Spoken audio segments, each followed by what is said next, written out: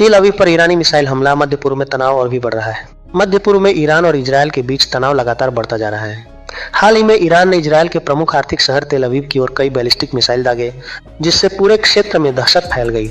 जैसे ही मिसाइलें इजरायली सीमा की ओर बढ़ी, देश के कई हिस्सों में एयर रेड सायरन बजने लगे और लाखों लोग सुरक्षा के लिए बंकरों और सुरक्षित स्थानों की ओर भागने लगे।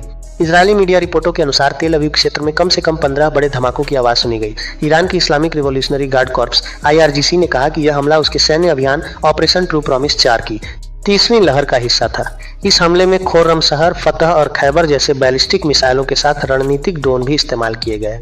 हमले के बाद तेल अवीव और आसपास के इलाकों में बिजली बाधित होने की खबरें सामने आईं। सोशल मीडिया पर सामने आए वीडियो और तस्वीरों में क्षतिग्रस्त वाहन, टूटी दुकानों की खिड़कियां और सड़कों पर बिखरा मलबा दिखाई दिया। कुछ रिपोर्टों में यह भी कहा गया कि क्लस्टर वारहेड के कारण जमीन पर बड़े बड़े गड्ढे बन गए।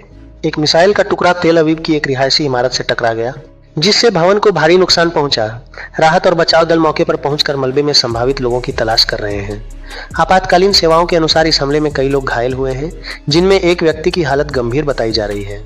इजरायल की राष्ट्रीय आपातकालीन सेवाएं और सुरक्षा एजेंसियां अलग अलग स्थानों पर पहुंचकर राहत कार्य कर रही हैं। शुरुआती जानकारी के मुताबिक इजरायल की मिसाइल रक्षा प्रणाली ने कई मिसाइलों को हवा में ही नष्ट कर दिया। हालांकि कुछ मिसाइलें खुले इलाकों में गिरने की भी आशंका है।